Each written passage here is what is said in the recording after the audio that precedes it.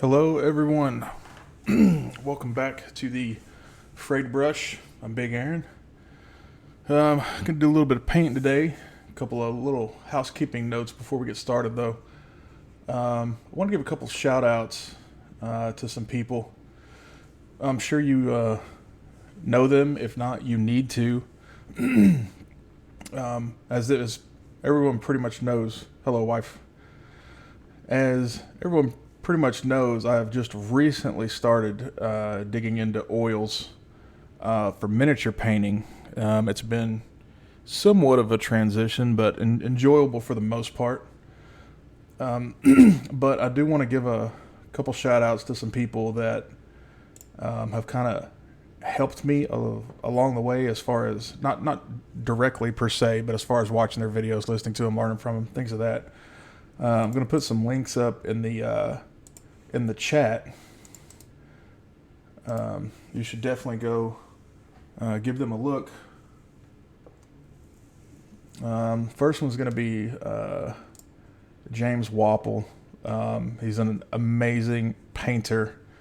This guy could take a crayon and bang out a Golden Demon worthy piece. A lot of great information, really easy to learn from. Another one that I have started watching literally like last night, started watching some of his videos and stuff, is Grim from Grim Nation Hobbies. I'm going to go ahead and throw his link up there. And I also have his YouTube.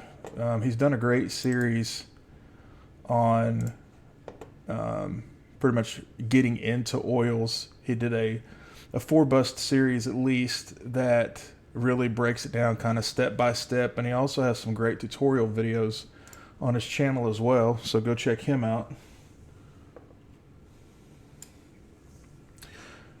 And then lastly, I was in the James Wapple stream last night, talking back and forth with some people, and this person popped up, said they had started streaming, and like me, they were really new to it, and kind of getting over the, I guess, new streamer jitters, I guess.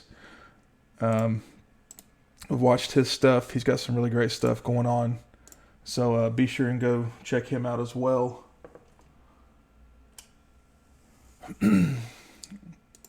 Now, as the title of the stream says, mistakes were made.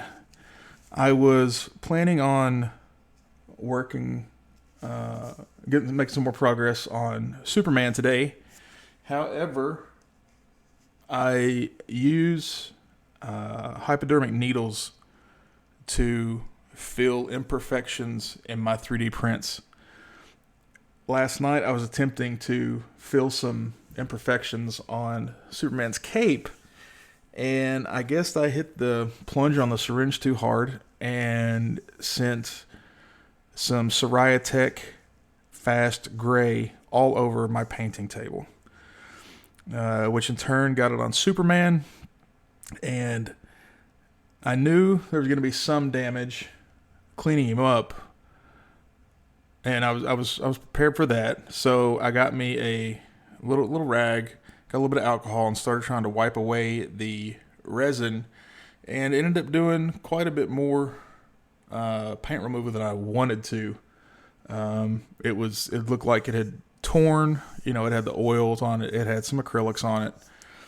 So I decided I was just gonna cut my losses, strip him, and start over. Well, I got in the process of stripping him, needed to remove him from the plinth I had him attached to, and he broke. There were some chips missing and stuff like that, so that wasn't too fun to deal with. And then it actually ended up being a lot more difficult to strip him than I thought, so we had to reprint Superman. So here is Superman now. Not even together yet. Still have some cleanup to do on the print before it gets primed and everything like that. And I actually noticed this morning that, I had apparently a dog here. I had the two heads going for him. This was the first attempt, and this was the second attempt, which I liked the way it was going a lot better. But if you've never messed with a resin 3D printer, the resin never dries unless it's cured. And basically, let me see if I can get zoomed in here. Okay. So if you can see this little wet spot right there, okay, that is basically how the resin landed all over the Superman body. It looked like he had little bitty chicken pox. And that won't clean up without alcohol or being cured. And it would have just, I don't know how I would have done if I would have just tried to cure it over top of the paint job outer again or not. So that's why I decided to try to strip it. And then it just didn't go too well from there. So then I got up this morning and I was like, well, since we can't do Superman this morning because he's not ready, let's work on Batman. So I got the Batman put together and ready to go. Took him out in the garage, started priming him and everything. And then this started to happen. You can actually already see it from there. But my second layer of primer started cracking and splitting. So it did it here on the head, and then it started doing it on the chest as well. So then that was out the window. So I was like, well, we can work on Superman's cape. Well, Superman's cape had just been put together, and there's a significant more amount of gap filling and finishing to it than what I had originally thought. So that didn't work out. So then the one model I had that just needed to be primed and ready to work on was Aquaman. Okay. So I had painted this originally on for a video on my YouTube channel, and I didn't really like the way it was turning out. The finish wasn't looking too sharp on it or anything like that. So reprimed him. There's his lower half. There's his head, and here is his upper body. We'll go ahead and slap this together so you can kind of get an idea of what he's going to look like. Maybe. And there's the head. So there he is. So we're going to work on his lower body and his head a little bit today. See what kind of progress we can make on those. And I do have his trident. His hands are actually connected to his trident that attaches to him. The upper body will end up getting redone as well. I have a lighter color that I want to go with that kind of leans more towards orange. So we're going to give that a shot here in a little bit. Well, not today, but get rid of this. So that has been my hobby journey over about the past 24 hours. So what we're going to do is we're going to take this handy little Raphael 8404 size 2 that wife got me for Christmas, and we're going to get the base coats laid down for the skin. Yeah, let me zoom in a little bit here.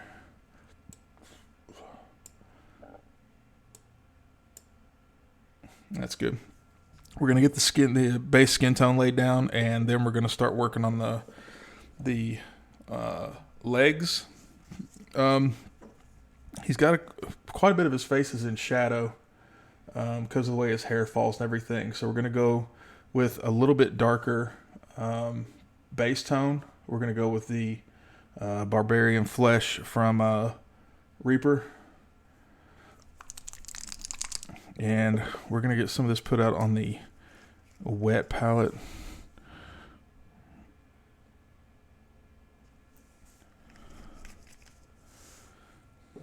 And I kind of have my palette out of camera and my paper towel and stuff, because it does kind of blow it out a little bit, make it a little bit harder to view with the camera. And then once we get this base layer laid down for Aquaman's flesh, in between layers, we're going to go ahead and try to start getting some base coats down on his legs. You can kind of see there's some overspray on him from where I was putting down that metallic color on his chest. So got kind of crazy with the airbrush a little bit.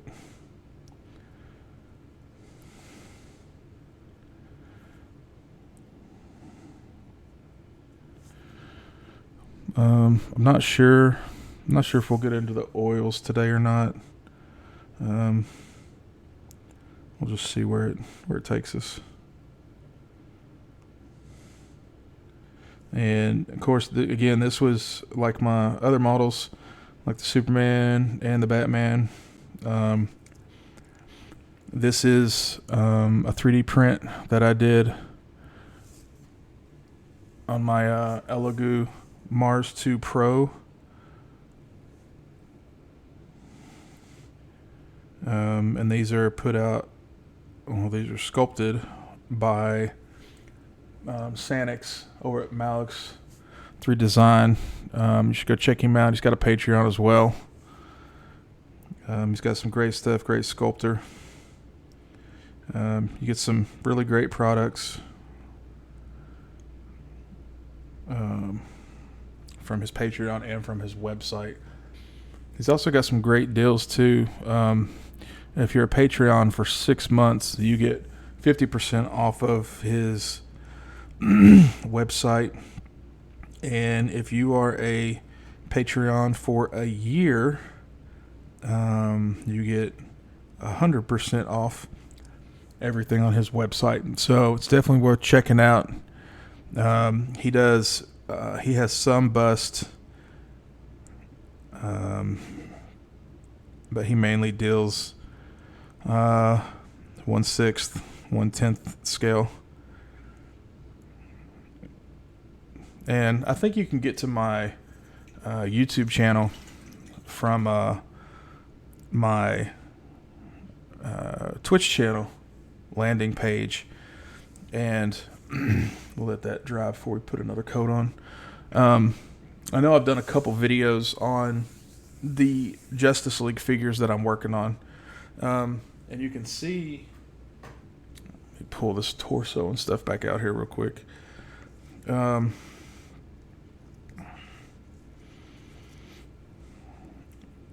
And you can see Aquaman is about 7.5, 8 inches tall. Let's see if I can lay him that way. There you go. That's a little bit better. So he's got some height. And the diorama I'm working on is all 6 Justice League members. Aquaman, Flash, Batman, Wonder Woman, Green Lantern, and Superman. And to give you an idea, let me see how far out I can go here. They are all going to be on one base. And this thing is massive.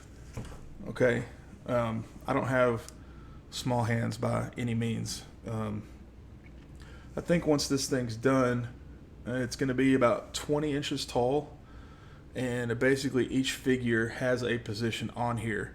So this is kind of like a water effect right here. So Aquaman actually sits kind of down inside there. Matter of fact, you know what? I haven't done too much on Batman.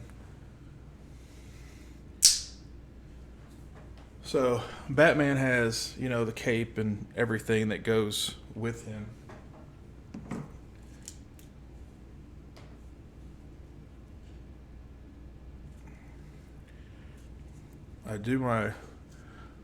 I attach my models to the plinths with hot glue, so sometimes that can be kind of.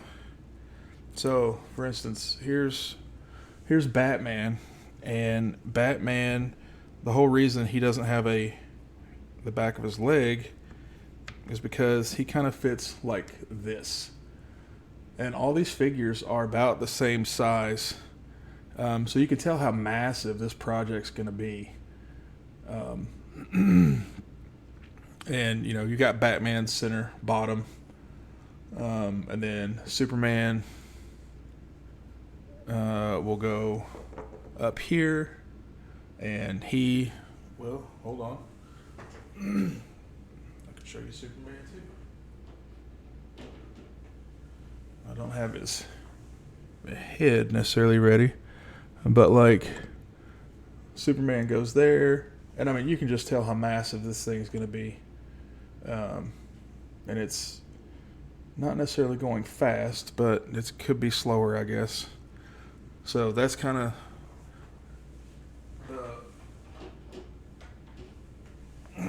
that's the Justice League diorama that I keep referring to. Okay, so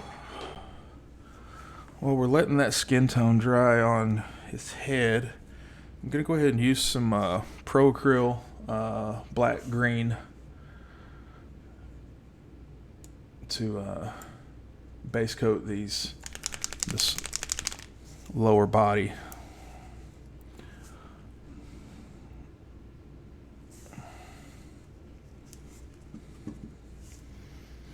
And we'll be using our big old Artist Opus Series D. This is the size large. And let's get this laid down real quick. He doesn't feel like he's attached to that plinth too well, so I don't want to do too much pressure because I don't want him to pop off there, because that would just be a mess. And then while this green's drying, then we can go back and get another layer of flesh put on the head.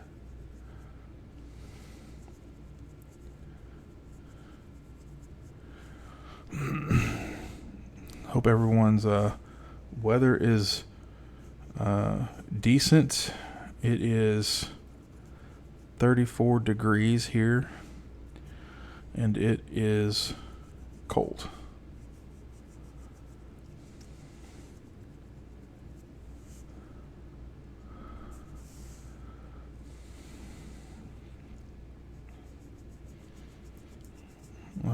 I do like this green a lot better than the way he was looking originally.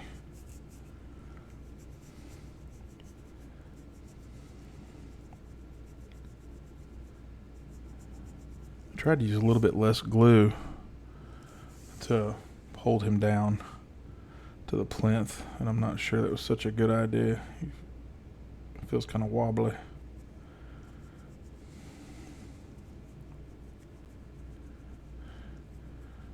I think once I get this initial color down, I might just go ahead and pull him off there and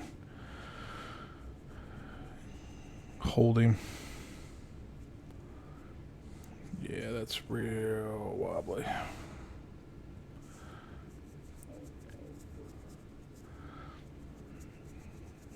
If you got these large surfaces to cover with base coats, it really is a good idea to grab a big old brush to get those base coats laid down.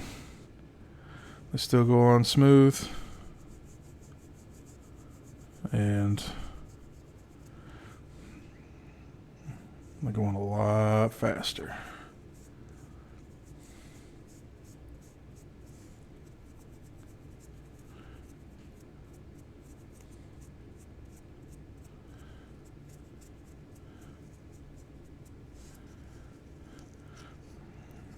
will need to get my smaller brush. Yeah, the other one. Yeah, between the color of the metallics and the colors legs used to be, he did look like a big acorn. True story. Which I guess that's kind of hard to stay away from when you're doing a green and yellow anyway. But yeah, much better. Mo better.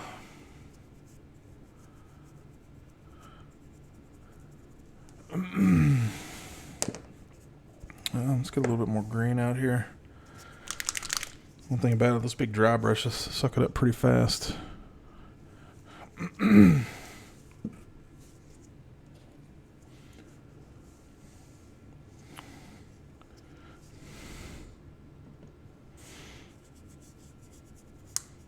Oh, there he came.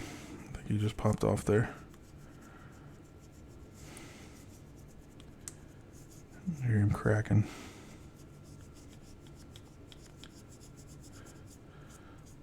But yeah, I think one of these days I will end up doing a complete figure in... Yo, what's up, Dennis? I think one of these days I'll end up doing a complete figure in oils. Just not there yet. But we'll get it with time. I had to switch over to my smaller brush because that big brush just isn't getting down in some of those areas where it needs to. And you want to make sure you get all the gray covered. Fight the gray.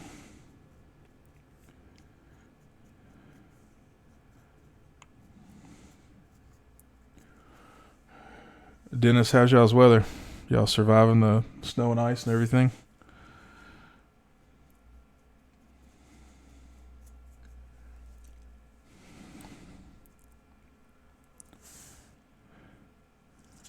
Oops.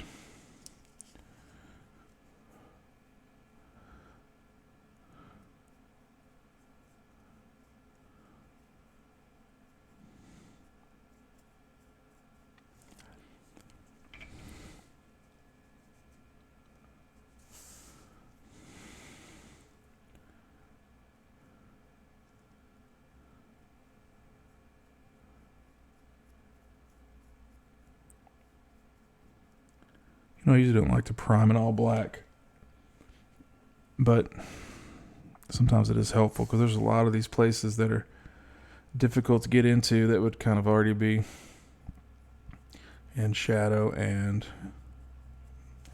shaded anyway, so that really would help out. But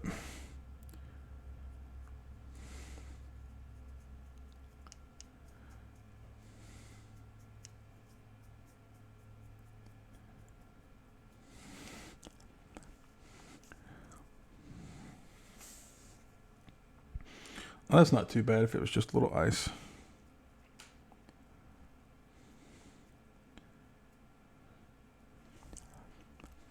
Man, you know what? We're going to even bump it up a little bit more here. Let's see here. Yeah. Let's grab the good old size 8. And really start kind of laying some of that down. Speed it up a little bit.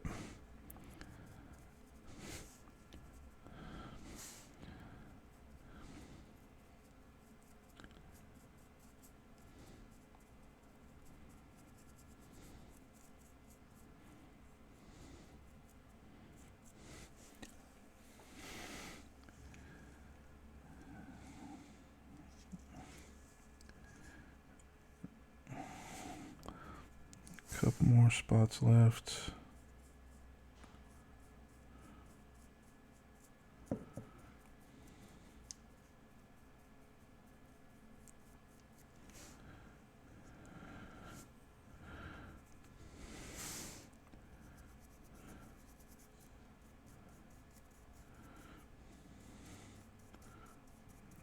It's like I mentioned before, all the Oh, not all the. There's a bunch of people out there that will use the zenithal prime and put the glazes over top of it. I normally don't do that. I usually just use the zenithal prime as kind of like a mental picture as to where the highlights and shades go. Although with the way my memory is, I probably shouldn't be trying to do mental pictures of anything because it's only a matter of time before I forget it. Okay, I think that's pretty well covered.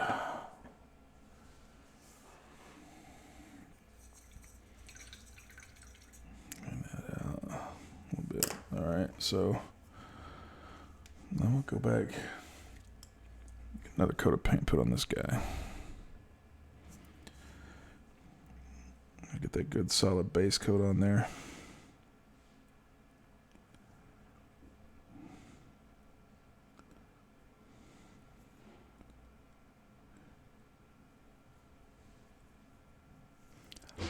So the wife and I have started doing a little cooking thing. I'm not exactly sure what you'd call it. Basically, we got a list of every country in the world in alphabetical order. And each week, we go down the list and make a dish from that country. We do it every Saturday. And last week was Afghanistan. And this week is Albania.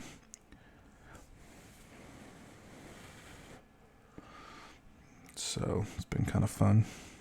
This is kind of cool. There's like no ears or anything showing through here. So it's literally just the face.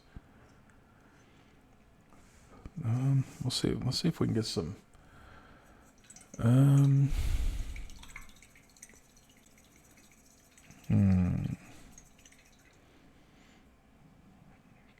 Looking through my monument colors, I'm wondering if they have a brown black. I see blue black, green black, black brown. There it is. All right, let me get this mixed up real quick.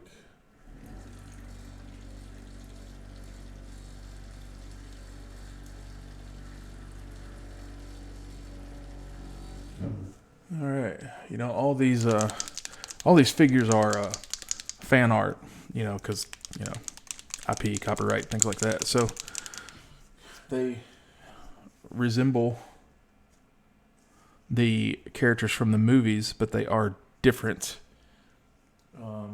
So kind of one of them, if I've got something in front of me, I kind of like to look at it in a picture and paint it like it shows. But that's not always possible with these because there are variations in costumes, uniforms, that kind of stuff. But one thing I do seem to notice is that in the new movie, Aquaman has more brown hair, I guess, instead of just black. Maybe even a touch of blonde in it. So we're going to go that route and kind of give him some blonde or some base coat of brown hair. I don't necessarily paint all the hair right away, but I do kind of like to go ahead and kind of frame the face, I guess, to make sure everything's kind of lining up.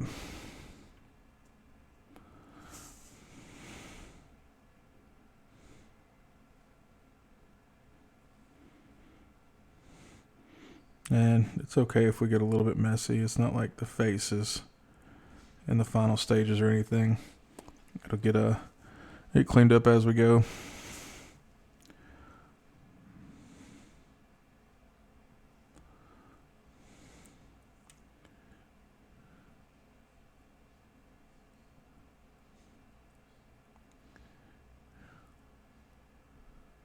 That skin tone's really kind of pushing through there where it got on the hair.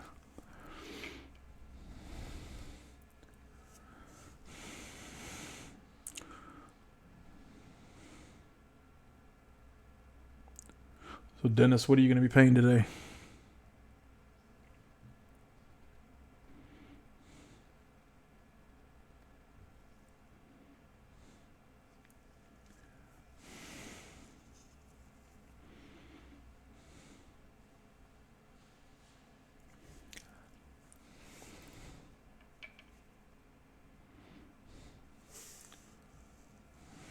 If he's there.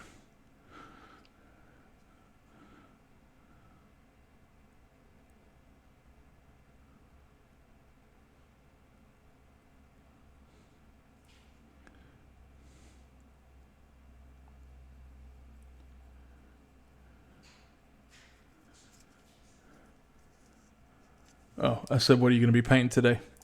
You working on anything today?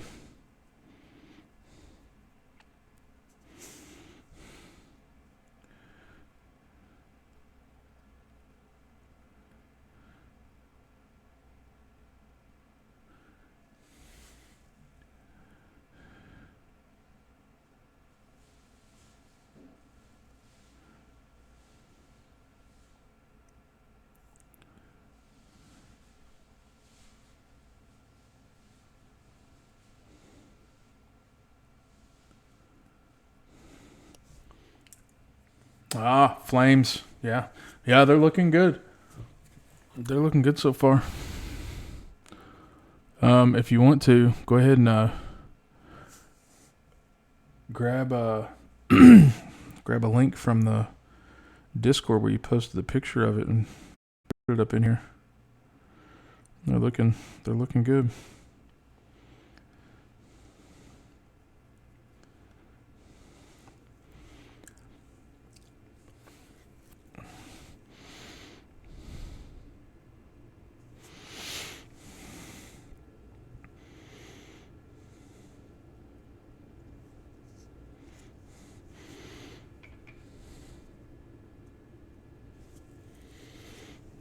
And I am using my wet palette, but like I said earlier, it's off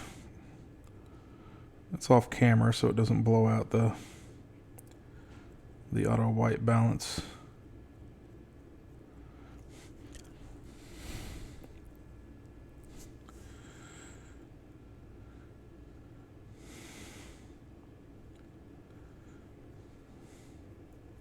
I'll tell you what, you gotta love these Monument Pro acrylic paints. There's some pretty amazing paints.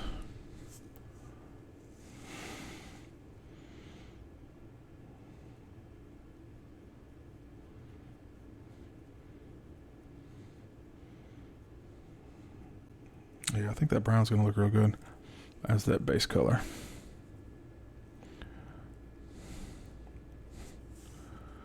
I think we're definitely on to something with that.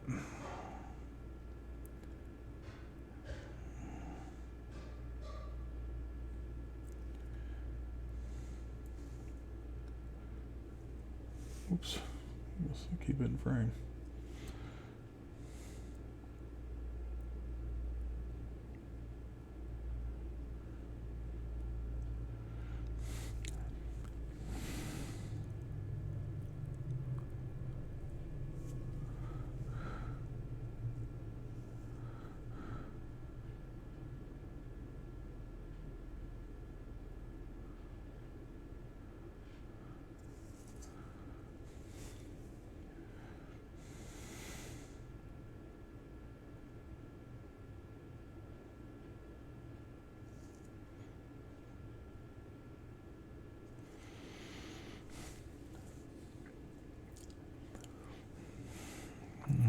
Let's get that cleaned out and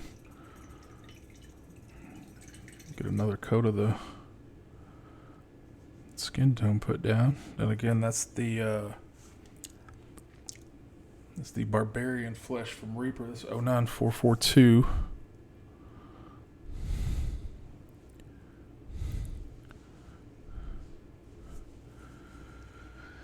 I'm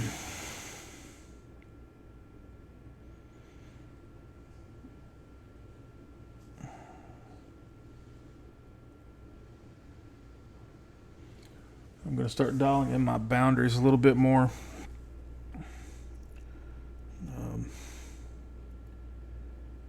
Once I've got the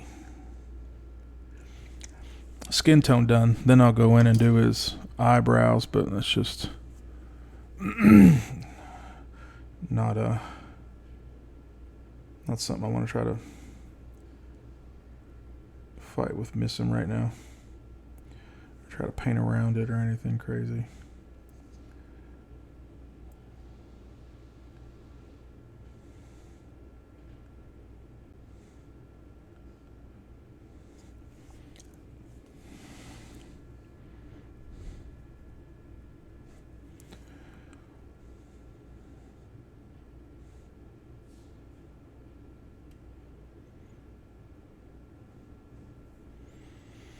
Remember, you always want to work inner to outer. Always take that lowest level of the model and get it first.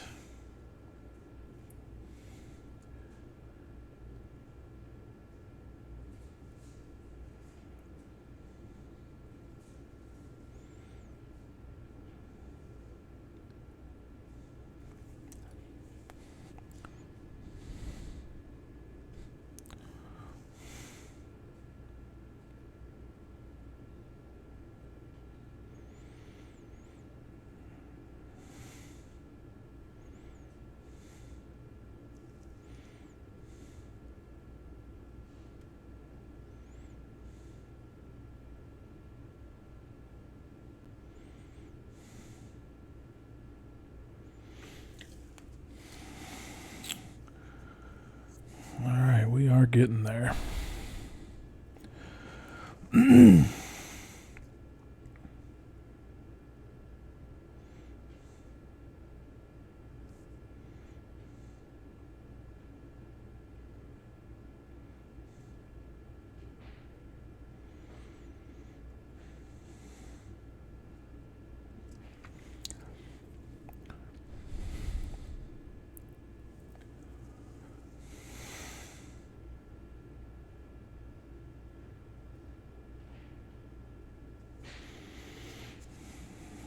No, I think I really need to pull out my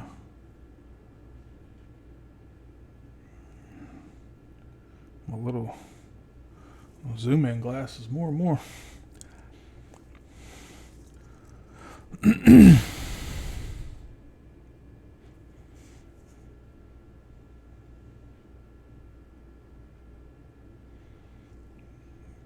Couple of spots that are still got the primer showing through and don't exactly have even coverage.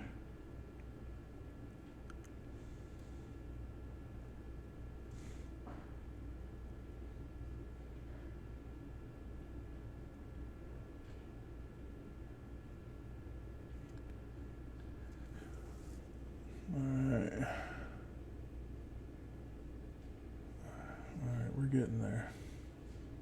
We are getting there. I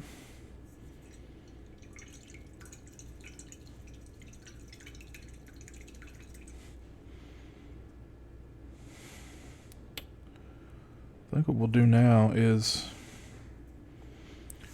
grab a smaller brush here.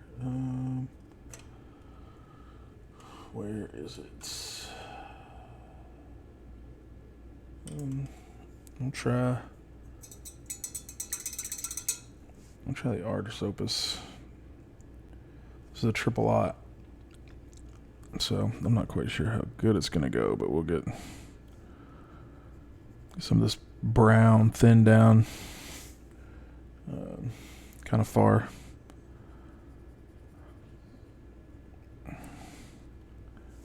basically what we'll do is we want to kind of make little hash marks.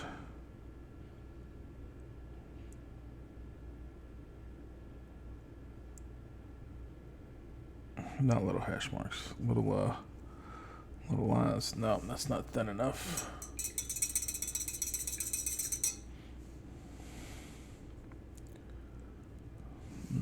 Let's get it down a little bit further. Yeah, a little bit bigger brush, so we're not fighting the brush drying out. Where is... All right, here we go. Here we go.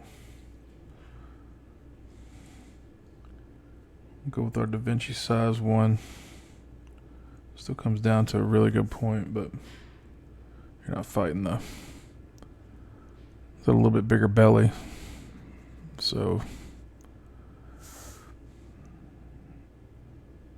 you're not fighting the brush drying out as much.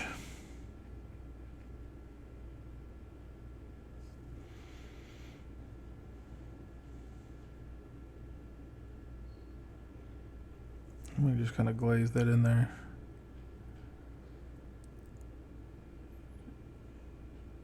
Glaze that brown in where the face is, or the hair's meeting the skin, and helps out with the transition.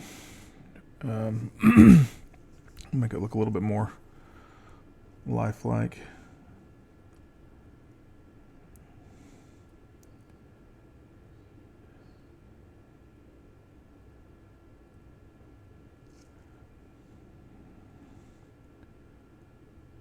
If you find you're getting the coffee staining,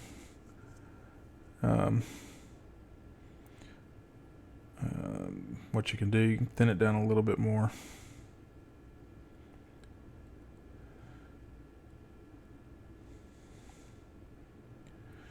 And that should get rid of that coffee staining you're running into. You can see it's kind of smoothing that line where the skin is meeting the hair.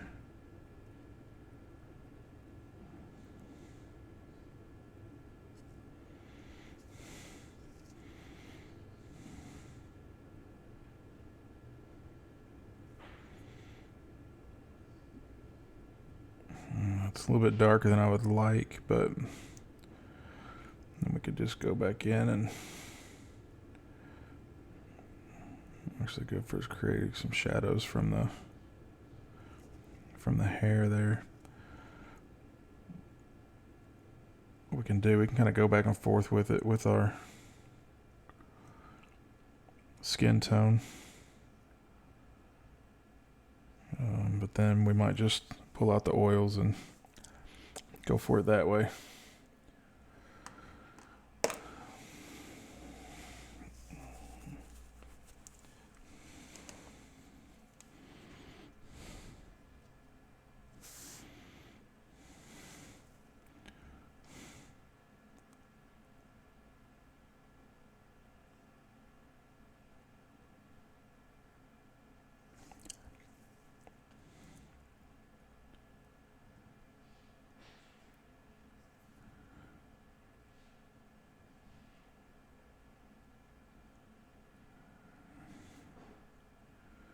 That's not nearly thin enough. We got a big coffee stain there.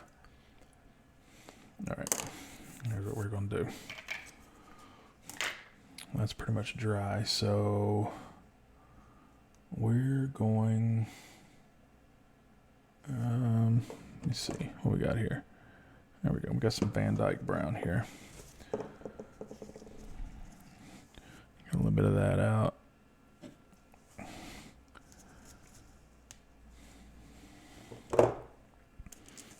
I actually have a brand new size 2 filbert. So we'll get that broke out.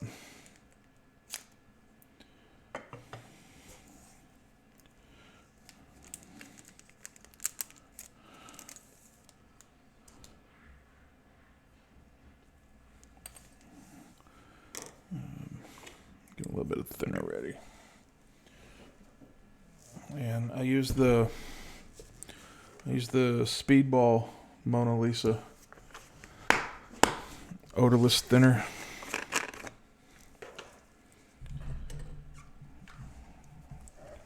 Let's pour a little bit in our cup here. All right, plenty.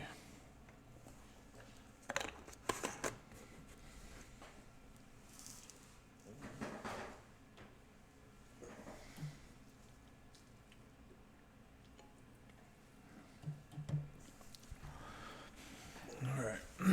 Now, grab a brush to mix it up with.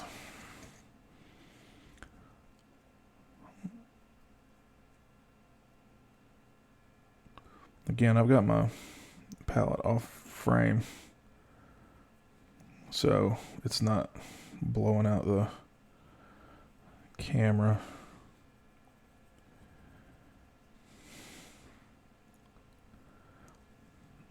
Just thinning this Van Dyke brown down a little bit. And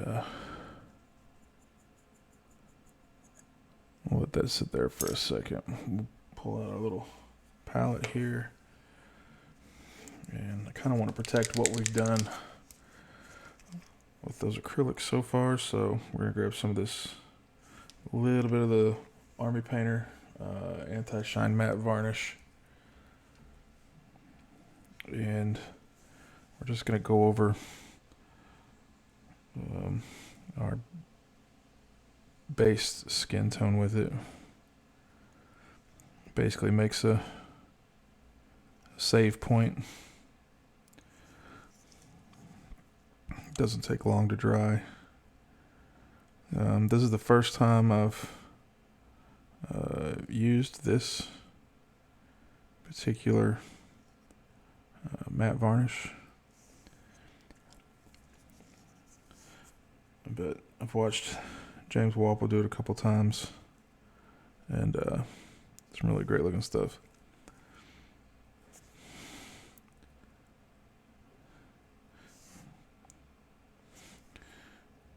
And it doesn't take a lot, really. And I don't think you necessarily need it for the matting value, especially using these Pro Acryl paints. I think it's just more of the protective value.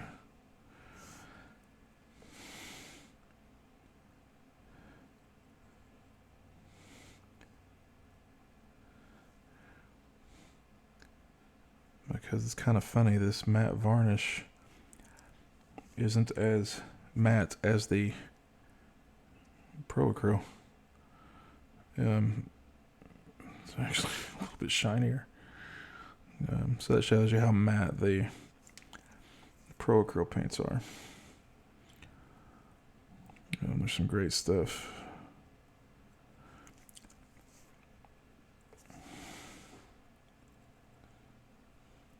There we go. Got our base colors protected a little bit. We'll give those a couple seconds to dry. Also, so the Zenith Prime I was going with, I started out with the Monument Pro Acryl Prime Black, and then I went and mixed the dark neutral gray and the white to come up with a lighter gray to spray from above. It was all done with the airbrush. Got to patch your 105 Patriot.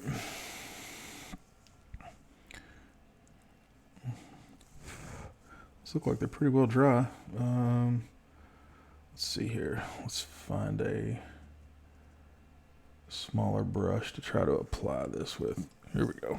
Let's try this. We'll start off with this side, and basically what I'm going to try to do is just place the Van Dyke brown right up against the hairline, and then try to take that filbert and feather it out a little bit till we get a nice blend.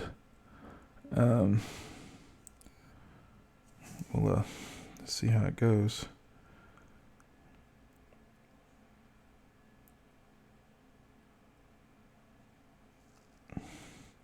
And this oil paint, one thing about oils is, I mean, they'll stay wet for forever. I'm not quite sure how wet they'll stay with this thinner, but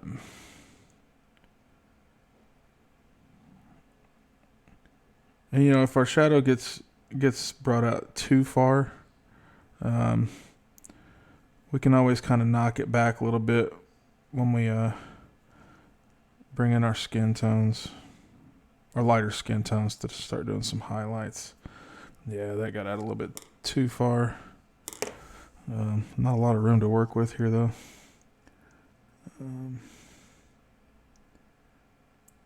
There's not a lot of face showing on this guy.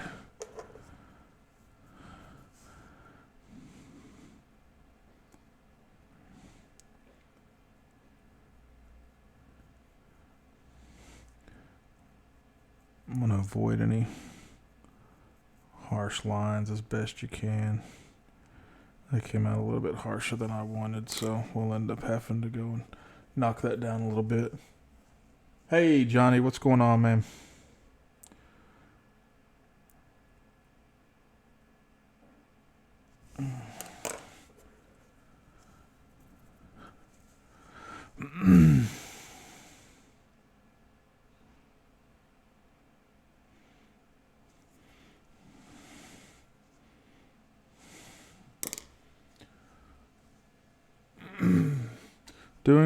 Doing well. I'll let that sit for a second, and I'll show you what we've been through.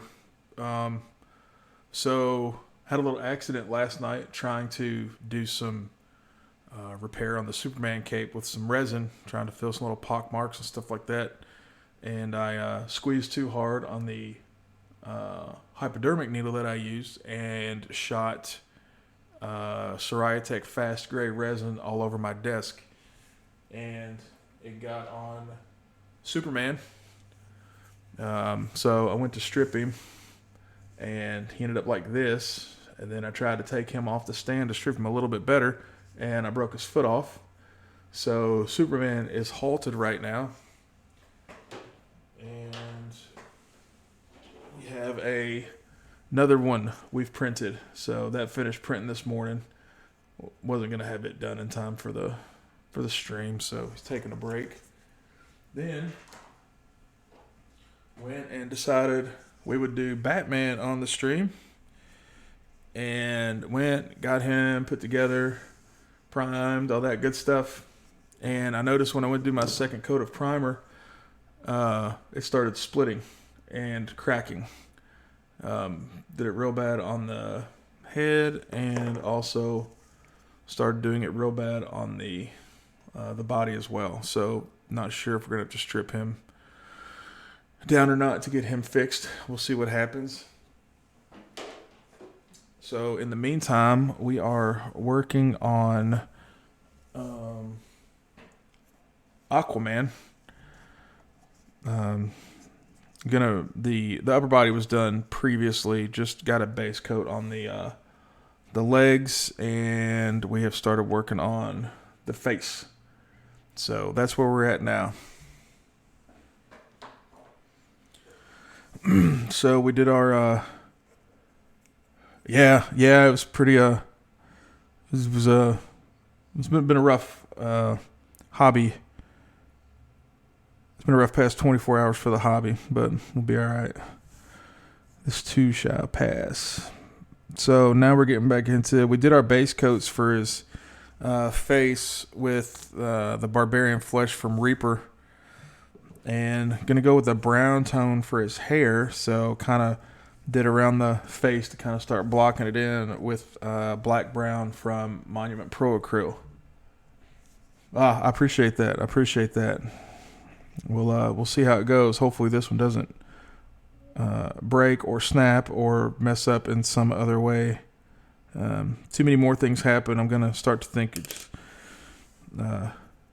God's way of telling me to stop doing the Justice League diorama. So we're following the same process we did on previous videos. Just kind of going around the edge of the hair and the face and trying to get that line in where they meet so it's not so abrupt. See, we're going to knock this back down with the skin a little bit, with the skin highlights. Got kind of crazy.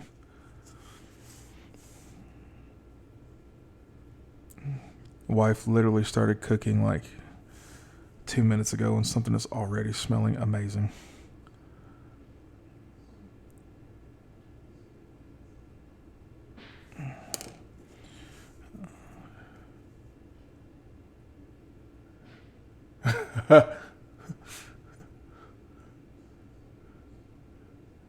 What, the reason things fall and break?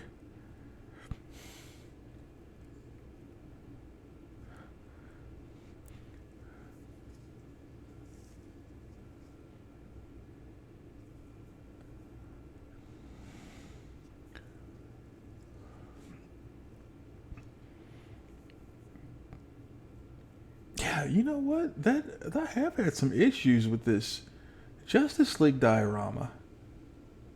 I mean, I printed off the base first. Let me grab that.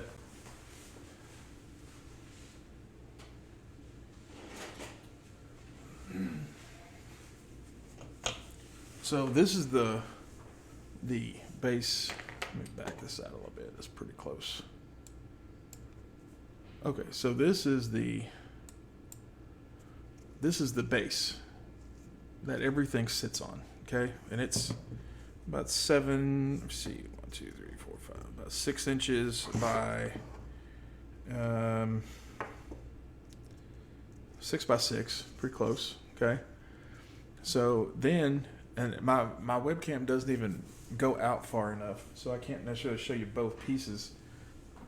But then this piece sits on top of that, and this is actually the piece that holds all of the characters.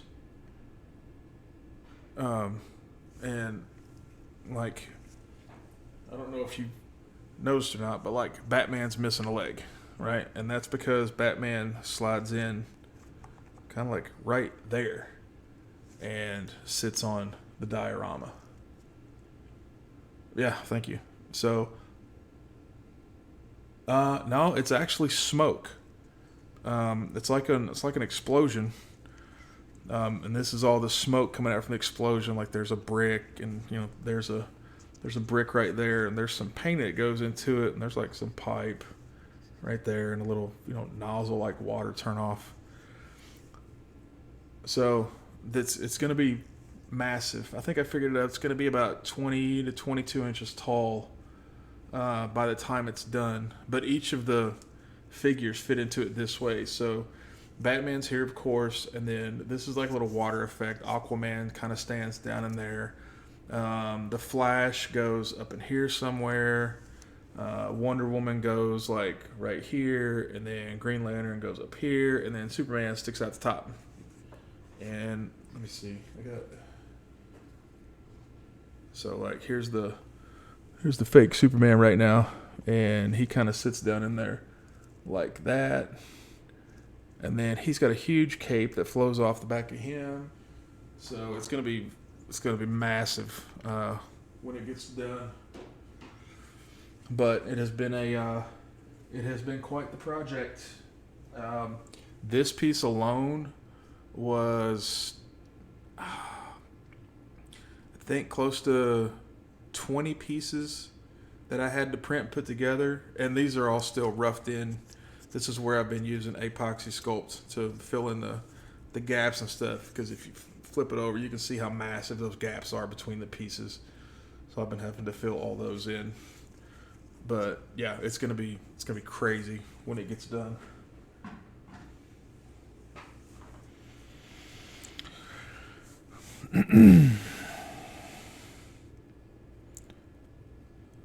dog hair in my oil paint. How did that happen?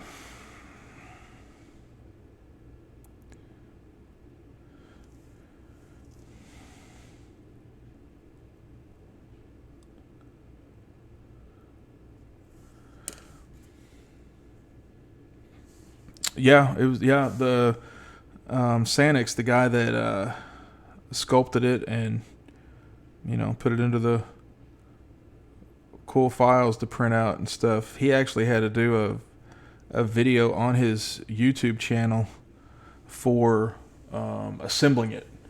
So it was pretty crazy. It's like, yeah, there's a lot to it.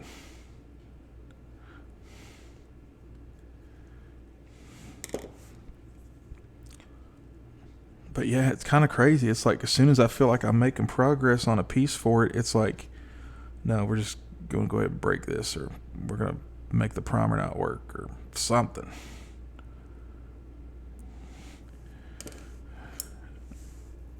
It's like, is it a sign I need to be paying attention to, or something?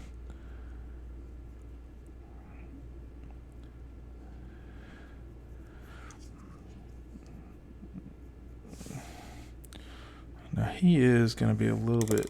He's really not going to have that many highlights, I don't think.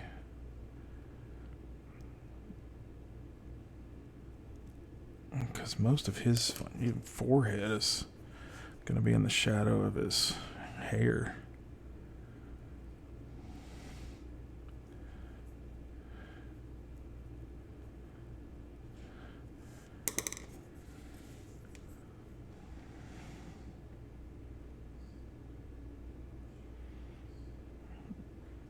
Go ahead and reinforce him on this side a little bit.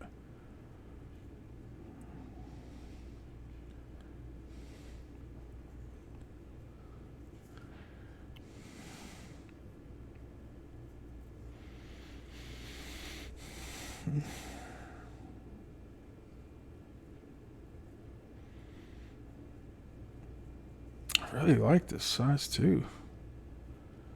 It's nice. Let's get him back in there a little bit.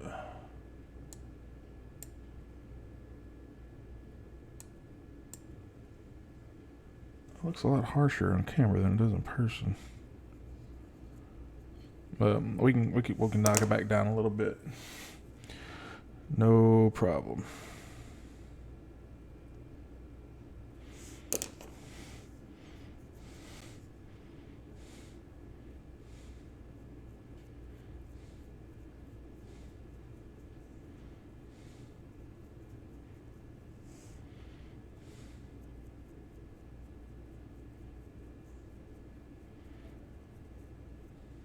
I don't like that big line right there. And this is Van Dyke brown that I'm using to do these shadows right now.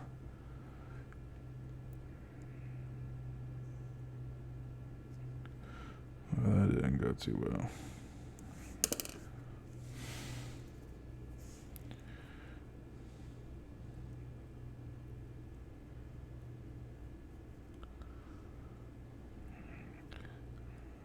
It's kind of weird though, because it seems like a lot of this face is like getting blown out, but I mean, with as small as it is, you really kind of want to be able to pull out as much detail as you can.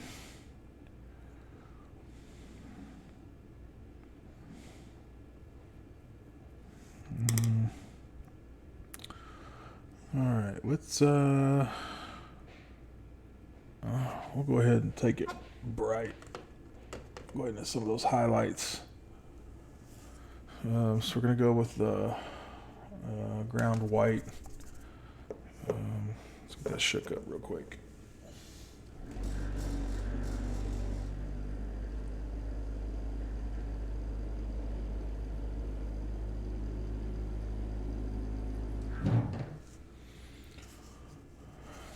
Get some of this out there.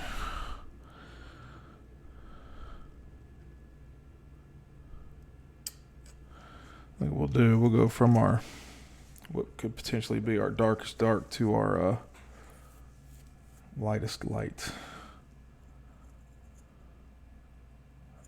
Oh my goodness. It appears that maybe the paint thinner is melting my cup.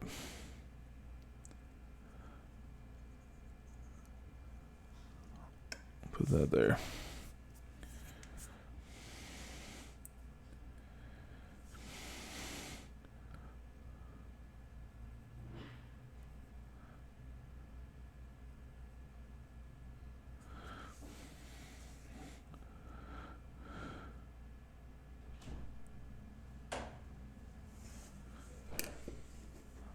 Hello. Do you need a different coat? Nah. Okay, yeah. Alright, so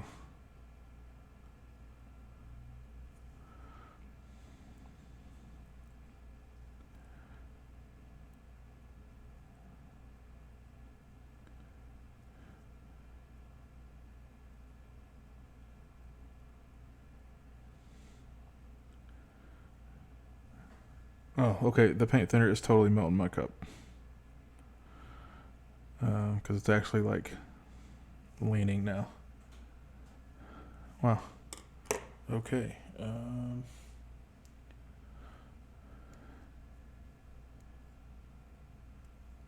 right. Well, let's try this.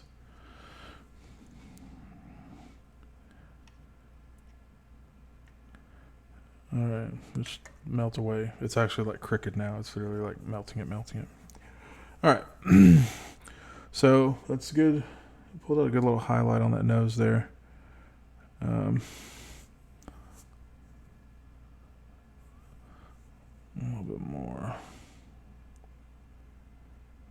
And we'll hit up these cheeks a little bit. Cheekbones.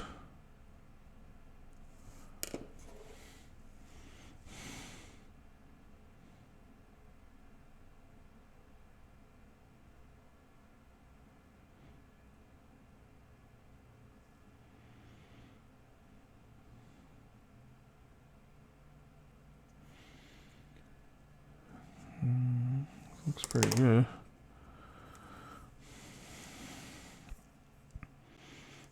This cheekbone.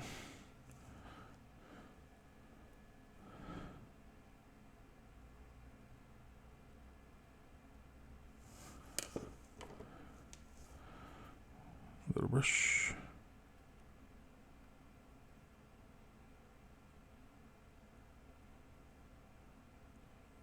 Smooth that out. And yeah, it's lightening up pretty good. At the top of these eyebrows a little bit. Wow, I can't believe it melted that cup.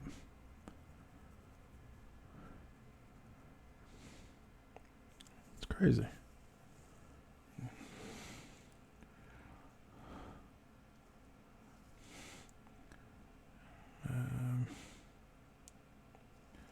Go there.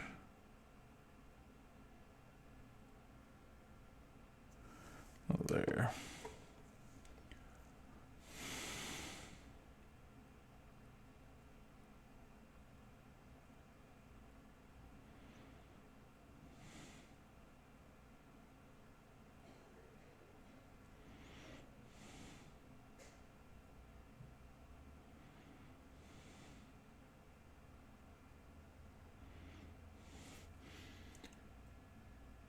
Yeah, that's brightening him up some. It's bringing him back up. All right.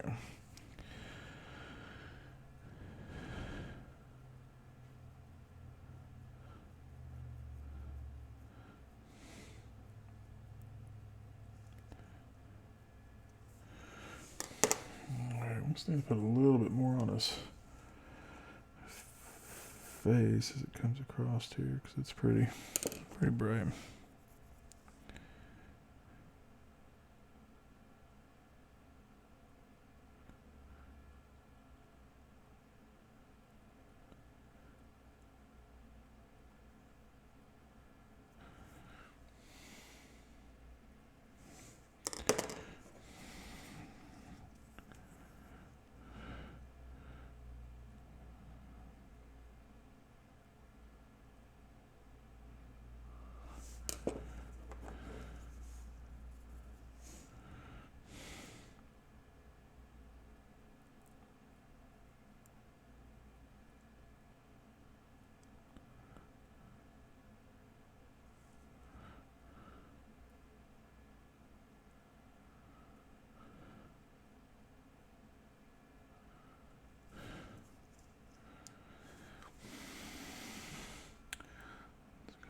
harsh.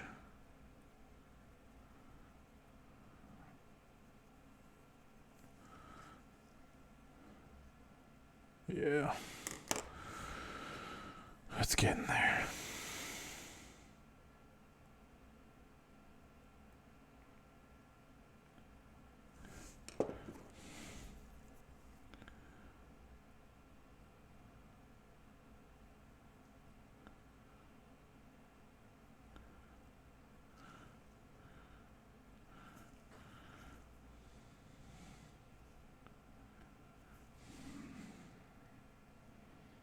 It's still kind of dark around this edge there, but bring it up a little bit.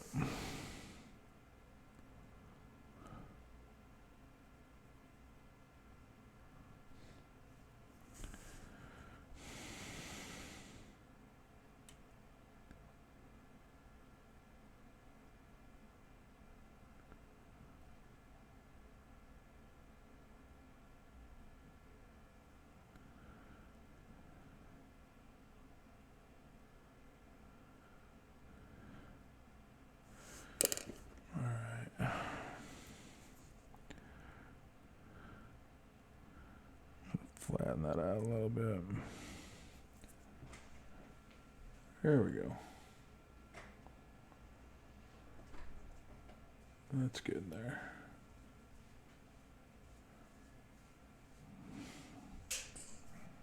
I'm gonna bring this highlight down a little bit lower. Try to, I don't know, try to kind of get away from those shadows, maybe so they're not carrying up so far.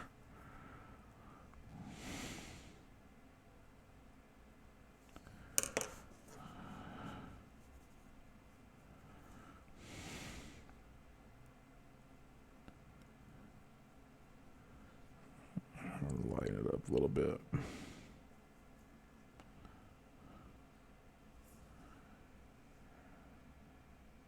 That really looks like it's really not that drastic in person. I mean, I think it's actually lighter than the first Superman head we did.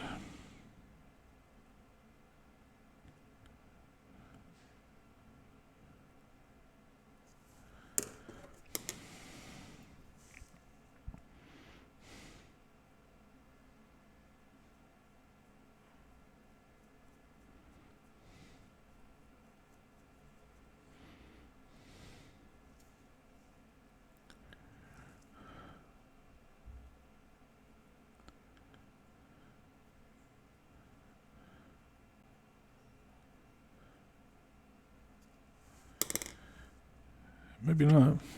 Well, here's the first Superman head we did. Oh, well, I guess they're kind of looking the same.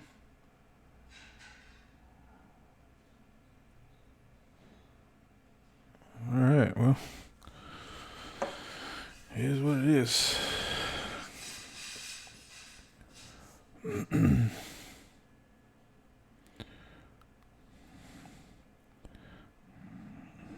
Trying a little bit more.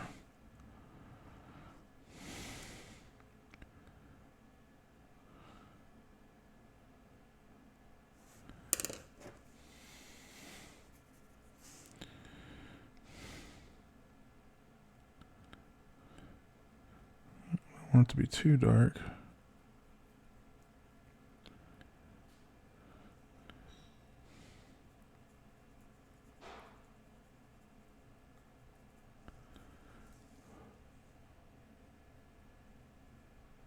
Alright, I think that line right there, it's really a harsh line.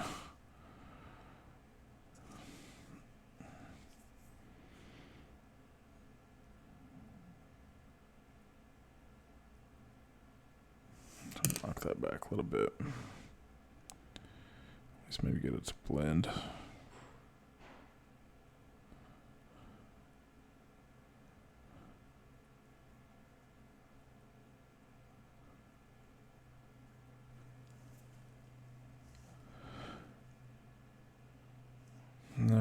That's not too bad. It's got one little bottom lip sticking out there.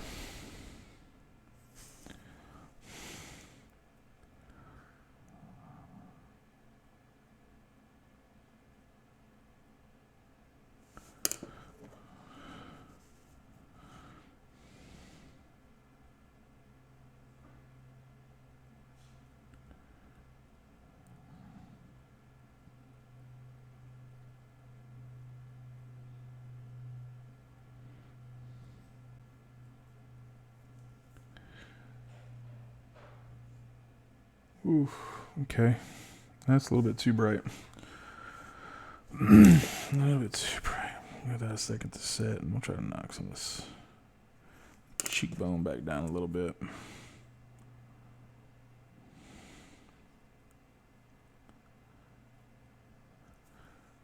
How are we doing here? Yeah, worked out a little bit.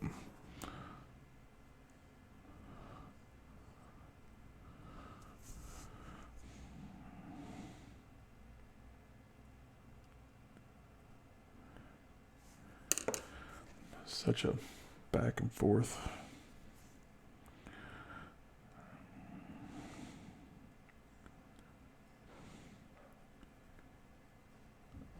I think one of my issues is maybe I might be getting my oil paints a little too thin.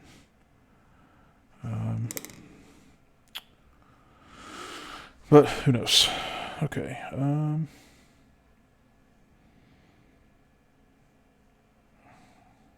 I think that's gonna be good. We'll go ahead and try to get some of that color on the eyebrows. Actually, you know what? We'll get some color on those eyes. You never want to do eyes white. They're always at least an off-white. So, what do we have for off-whites? Let's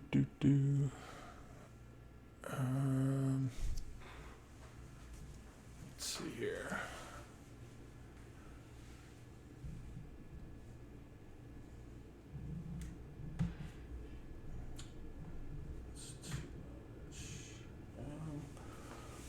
Alright, do a linen white from Reaper.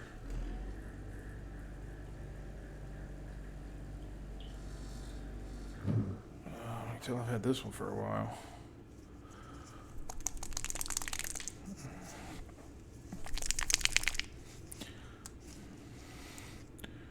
Put it on the wet palette here. Alright, now this actually might end up getting darkened down a little bit because against this skin tone, I'm pretty sure this is going to look like insanely bright.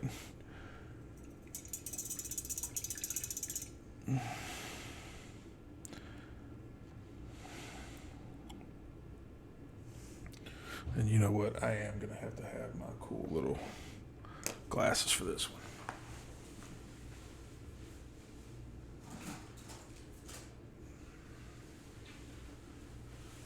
All right. So here's what we're using for the to do the eyeballs. Maybe. I haven't worn these in a while.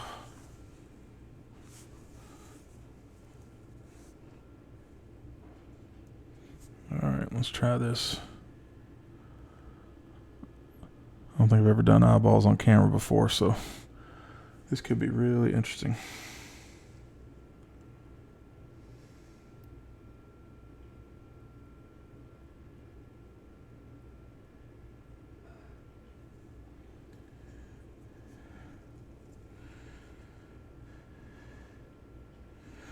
One thing about it, using such a small brush, you want to use way thinner paint, and you're also going to have to keep getting paint more often, because with the brush being so small,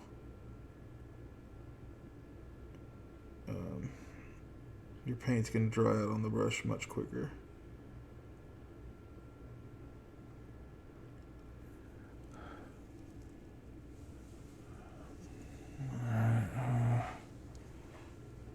trying to keep it in focus or in the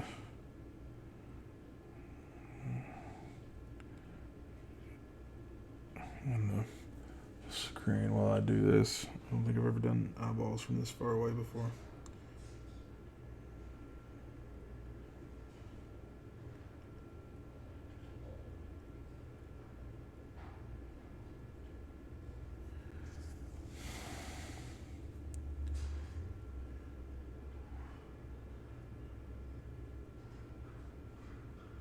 Yeah, it ain't that quick. Your brush dries out.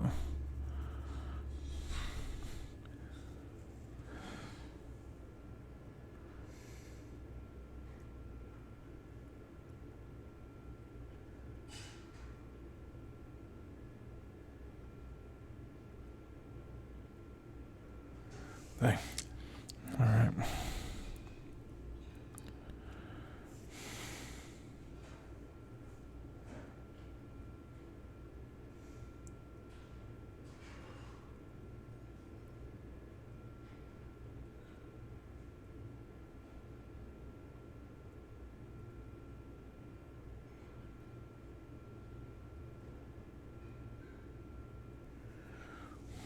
Okay. Yeah, see, that's like an off-white, but you can tell how bright that looks just because of the surrounding skin tone color.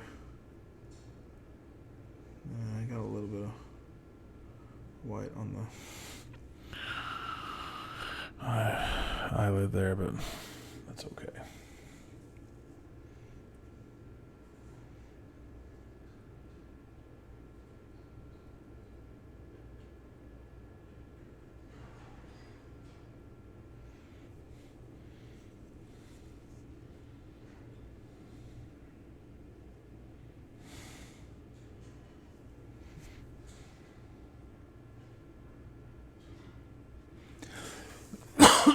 Excuse me.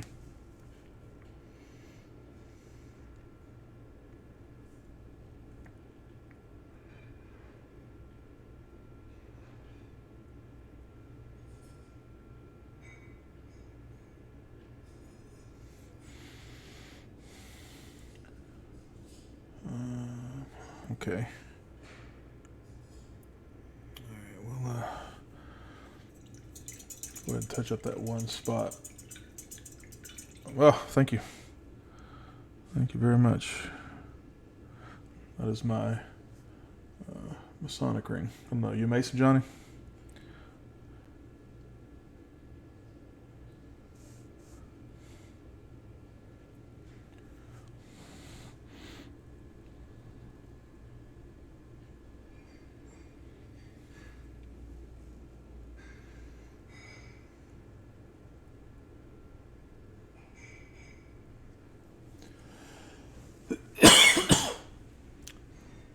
No, I'd said this is my Masonic ring. I was asking if you were a Freemason.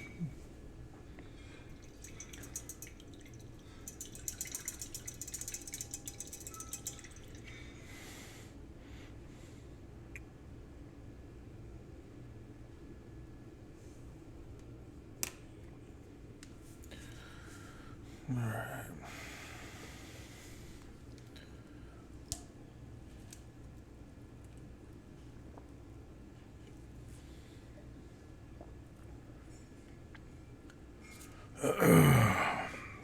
All right. So my normal process for eyes is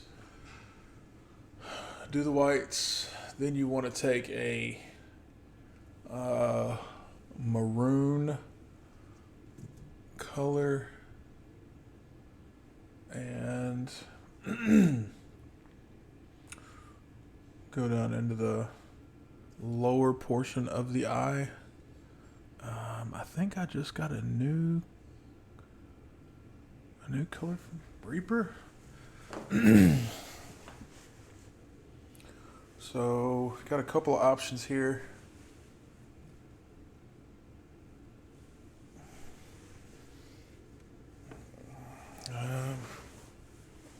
We've got Gothic Crimson and Cranberry. So what we'll do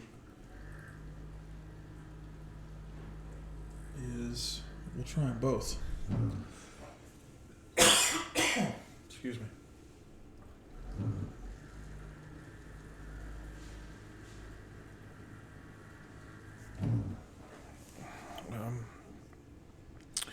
Cranberry red looks like it might have a little too much brown in it, but we'll see.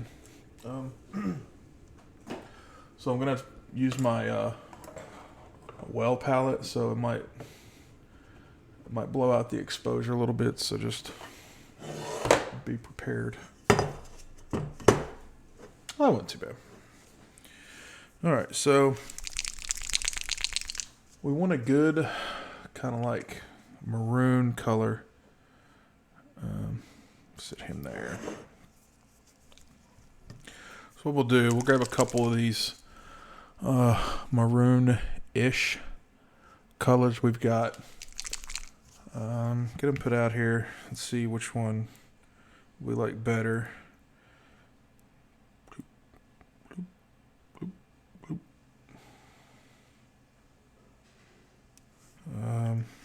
They're actually going to be a lot thinner than this. You want them down to a good glaze consistency to be able to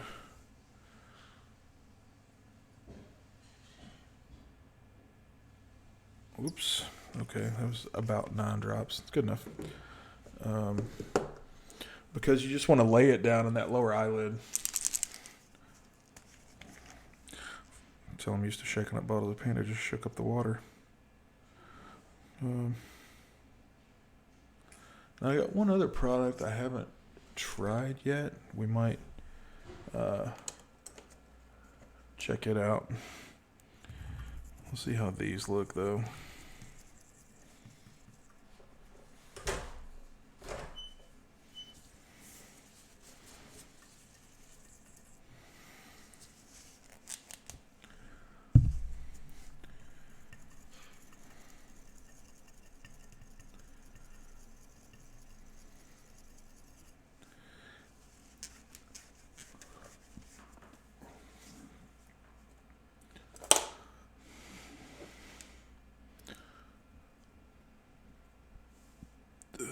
How's this look?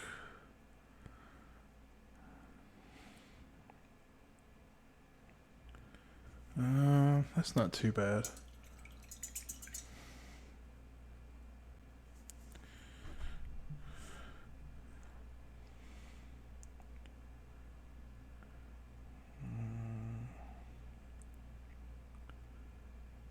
That looks pretty good too, actually. It seems like I forgot what they were. Seems like the cranberry red is more towards what we're trying to do. But I do want to try one thing. I haven't had the chance to use these yet, so I don't even think they've ever been opened. This is Green Stuff World Candy Ink. This is the Quartz Magenta. I don't think these have ever been opened. I'll shake it up a little bit.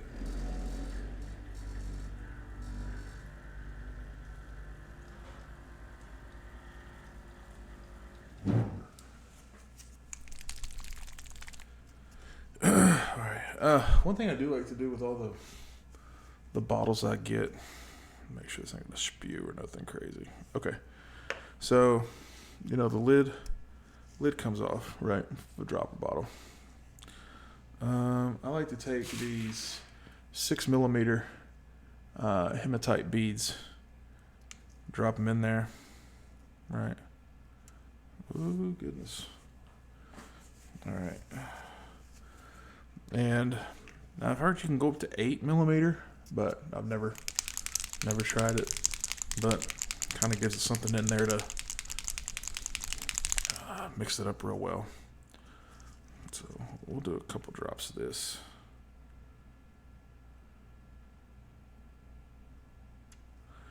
This might be exactly what we're looking for.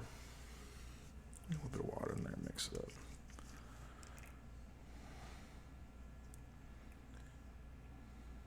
Put 2 drops in the other stuff.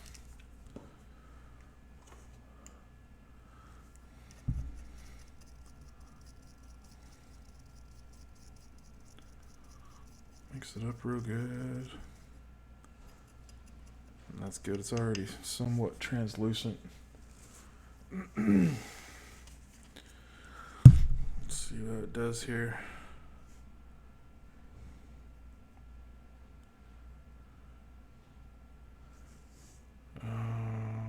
Yeah, you know what? I think we're going to go with that. I think we are going to go with that.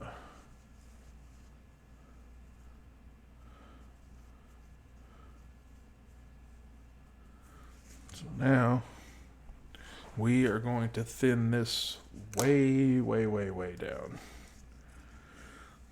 Like not even gonna count drops.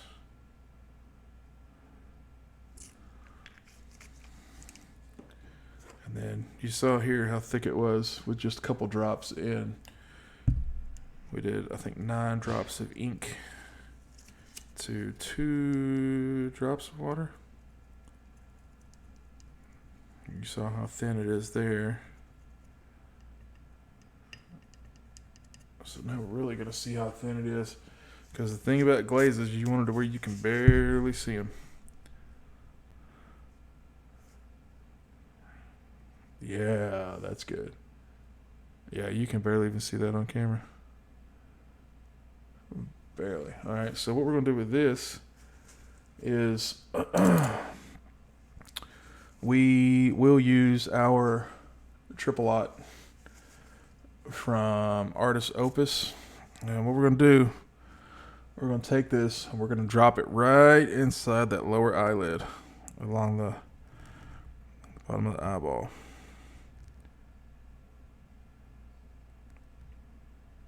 And it actually might take two or three layers to get it to show, but that's all right.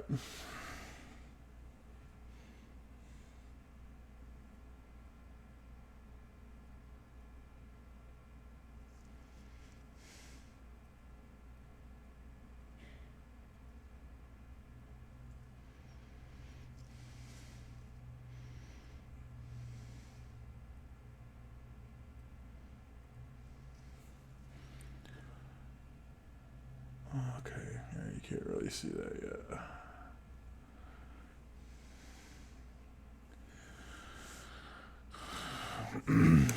Let's see if moving this out of the way helps.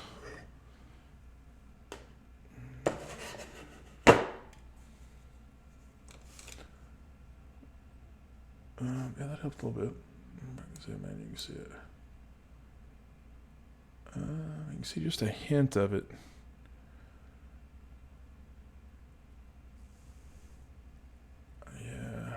Okay, so we got the magenta in there, and now we're going to kind of want to do the same thing with a brown to go across the top to do the shadow.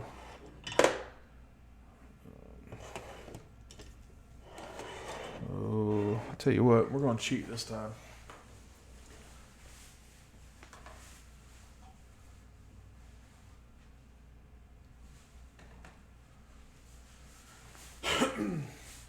We're not going to worry about thinning paint. We're just going to thin a wash. So here's some Seraphim Sepia. It's the same process as we did with the ink. Putting some drops over in the well palette. We're going to thin it way down like we did the ink.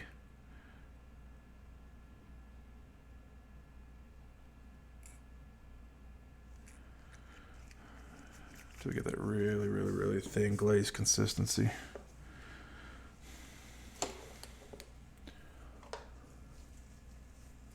Yeah. Yeah, true story. Whatever it takes to make it a little bit easier. I struggle enough with painting. I'll take every shortcut I can get.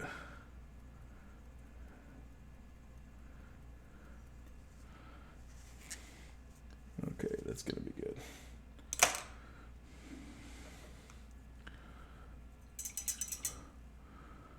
And you got to be careful too with these really thin paints like this, because regardless of what size brusher you're using, capillary action will suck the paint back up in that ferrule and you'll be done for.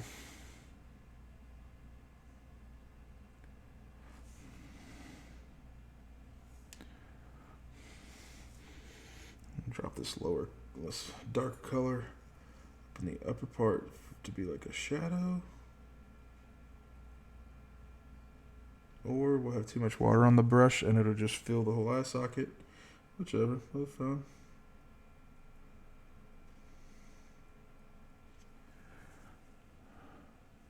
And you really can't even tell it on the screen anyway. Okay.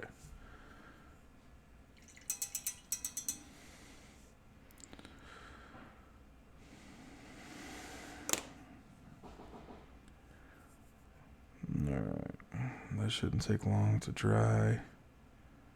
Man, you know what? That is really, really dark skin tone. A lot darker than what I want it to be.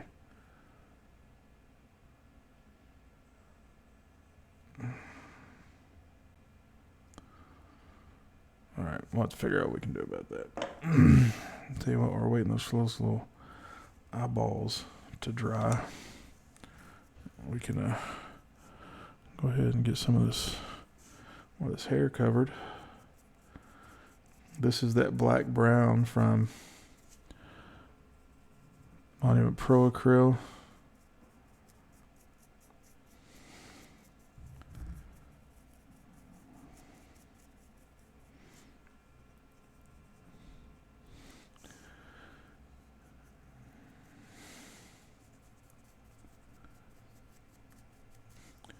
Not quite sure what we're going to do with this yet, but we might end up a little wash on it too. Maybe some Nolan oil will get down in those recessed areas. Way to really kick up the highlights a little bit. We'll see what happens.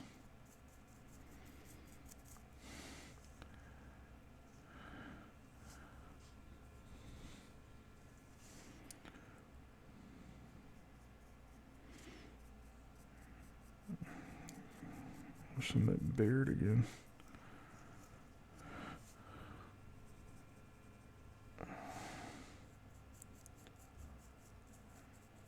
Biggest thing, which I'm glad we were able to do, is just get that that metallic paint covered up. Wasn't quite sure if we'd be able to do it, but we pulled it off. All right.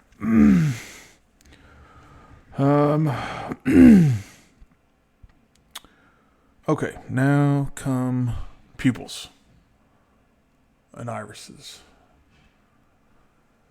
So we'll need a good black for that. Let's see if I can get this black without shaking my whole setup. Okay, success. We use coal black from Reaper.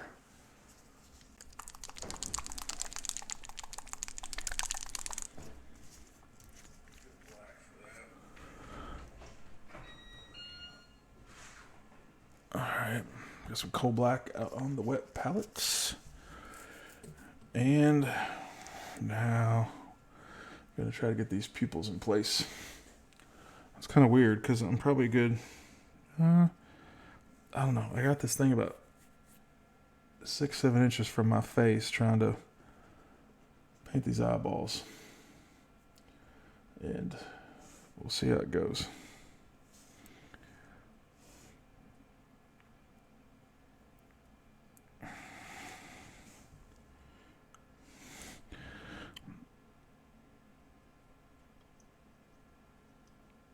We'll try to get them centered first, and then we can work on shapes and all that kind of good stuff.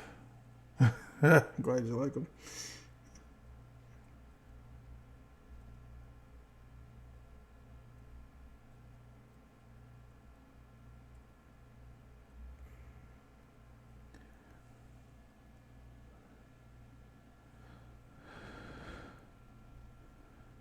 right, now.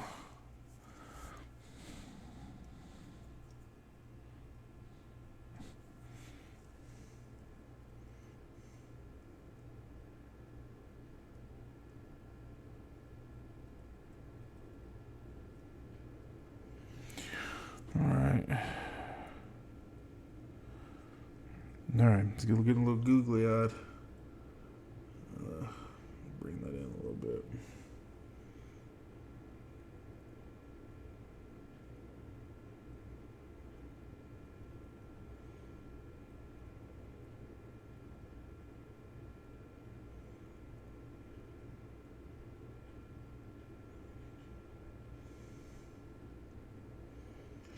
You know, one thing about, eyeballs is you never want any white above the colored part of the eyeball. Otherwise, they've got that really crazy surprised look.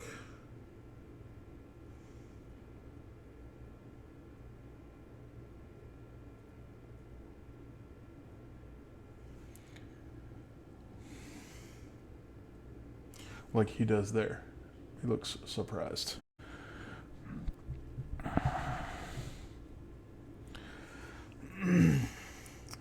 Paint's not flowing off this brush as easy as I would like it to. Yeah, it's not keeping a good point either. A good point is crucial.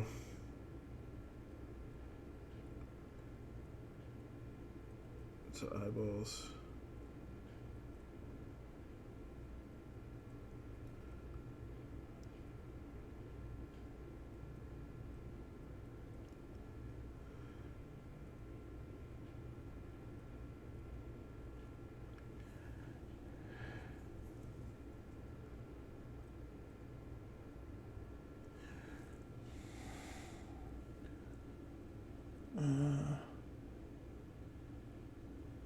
Thank you. I don't think those are too far off. Do those look fairly centered? Hold on. I kind of think they do, and I think they don't.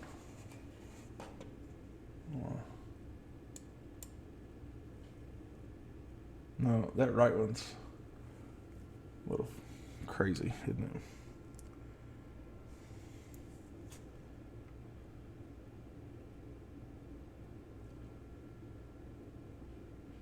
Yeah, that right one's out of control. All right, so here's what we're gonna do. What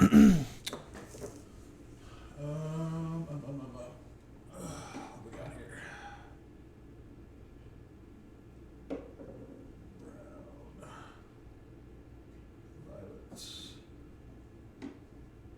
blue. My goodness, does anybody make black ink?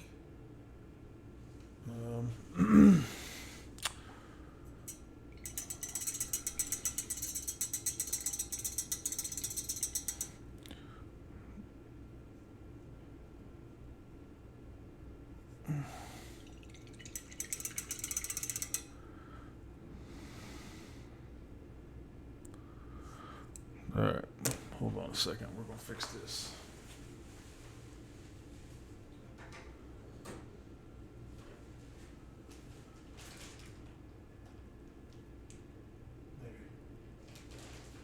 Maybe we're gonna fix it.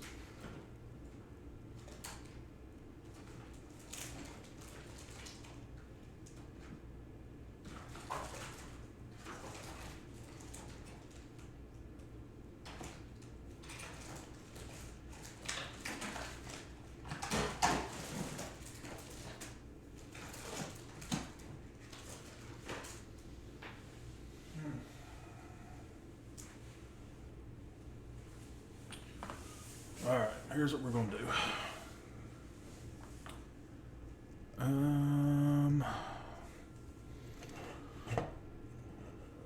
Pull out the well palette again.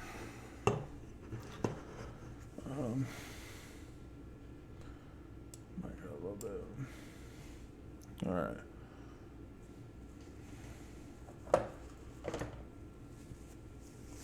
Use this, soak up some of these so they're not spilling all over the place.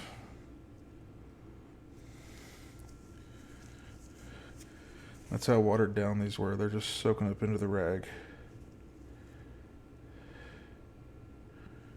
Now the paints won't do that. Paints are too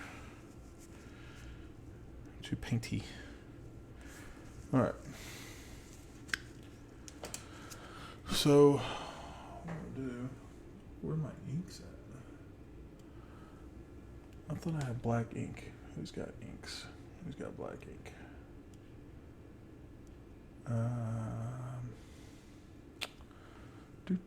Do.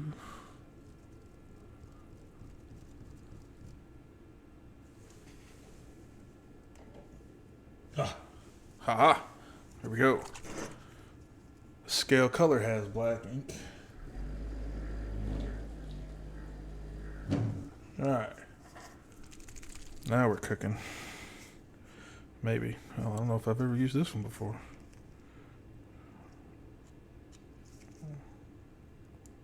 It's open. Ooh, goodness. Alright. Oh, it's horrible. I literally pushed a plug down in there.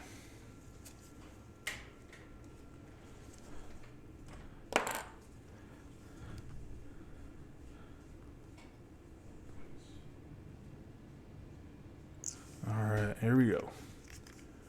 Black ink. So, what we're going to do, since that paint was drying out so much, we're going to use some black ink to try to get these pupils put in correctly.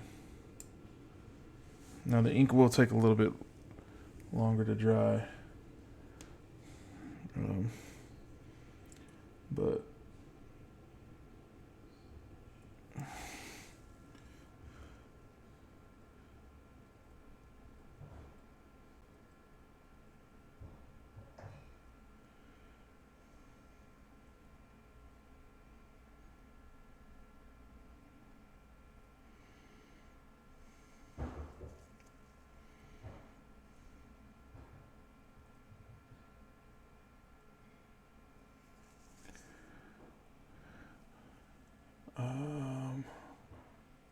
man, that's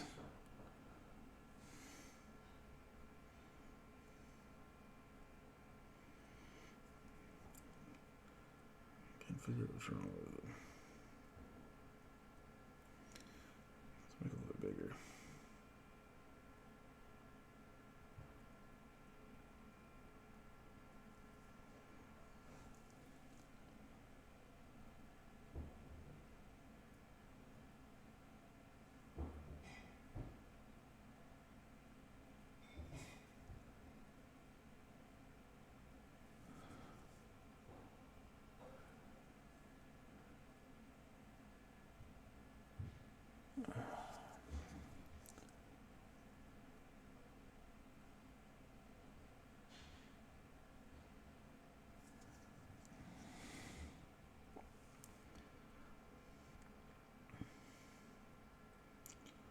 The one's really round, but the one isn't. So let's refine a little bit.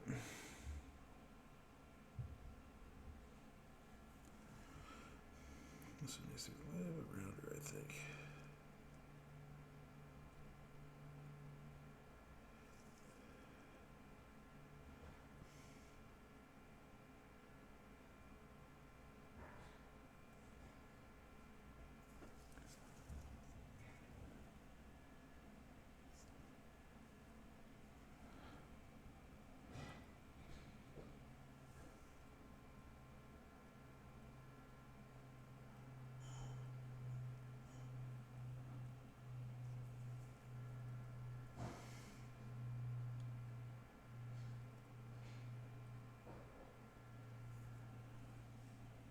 There we go. I think that did it.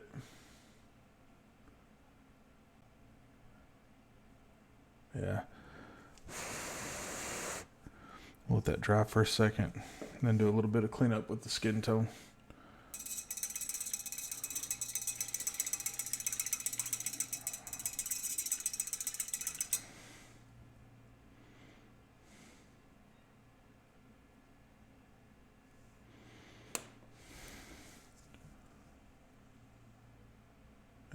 think that's a lot better.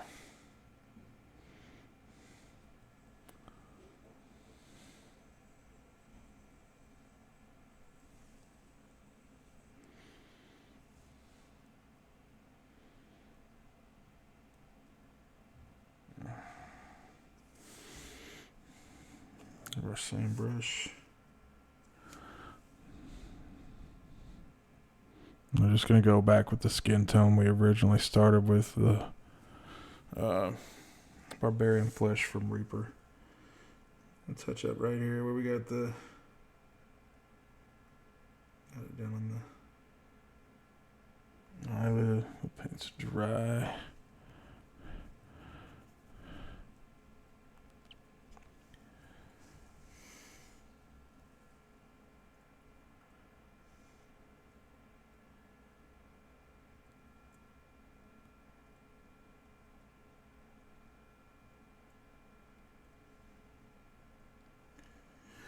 All right, that's not gonna work.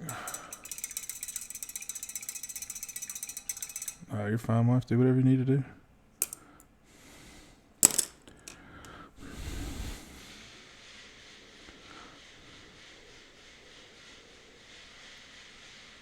I think it's fine. It's not even activating my mic.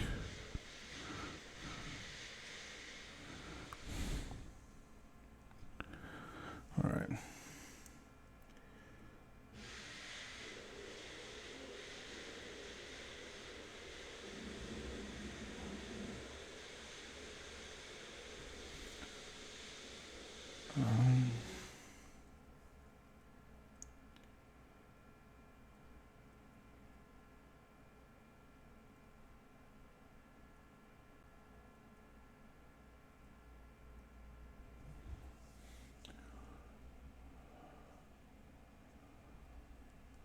All right. Well, I think that's going to be it for now. Been going at it a couple hours. Let's see. So, head's not looking too bad. Skin turned out okay. We might get that skin lightened up some before the next stream. But it's not looking too bad. I got some cleanup with the beard and the mustache and stuff to do. And then we only got the legs base coated, but it's still not a bad green compared to what it looked like before. Before it did look like he was like an ear of corn. I'm gonna redo the metallics on the chest, so probably just prime over this. But on the next stream, I think we're just gonna keep working on the Aquaman, since we're made some decent progress on him and didn't have to strip him and mess him up like we did the Superman. So Superman's gonna take a backseat for a little bit. We're gonna work on the Aquaman and try to get some more done on the base before the next stream. Hopefully work on it, see if maybe it can at least be primed and close to getting ready to paint, because I don't really want to completely finish any of the figures until I can put them on the base and attach them, because it would just be a pain to figure out something to do with all of those figures before the base is done. Yeah, don't break it. Yeah, good point. So I hope you enjoyed the stream. Appreciate everybody hanging out. I put up some links at the very beginning just in case you weren't here for some people to go check out. So if you have a chance, go back to the stream once it's over, about the first 2 or 3 minutes maybe, and check out those links if you have a chance. If you go to talk to any of them or anything, let them know you were sent over from the Frayed Brush. Hope everybody has a good rest of their weekend. Hope everybody stays warm. Thanks for watching, and we'll see you next time.